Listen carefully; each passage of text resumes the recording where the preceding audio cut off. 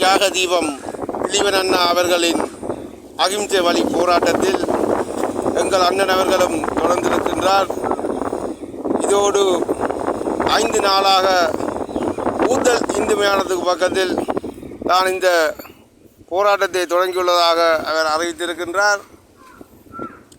தியாக தீபம் திலீபன் அண்ணாவின் தூவச்சிலைகளையும் அவரின் நினைவு படங்களையும் உடைத்த காரணத்தினால் சிங்கள காடையர்கள் வந்து மன்னிப்பு கேட்கும் வரைக்கும் எனது உண்ணாவிரதம் தொடரும் என்று அவர் அறிவித்து ஊத்தல் இந்து மயானத்துக்கு பக்கத்தில் அவர் உறங்கிக் கொண்டிருக்கின்றார். இதை உலகமே பார்த்து இதுக்கு ஒரு முடிவை எடுக்க வேண்டும்.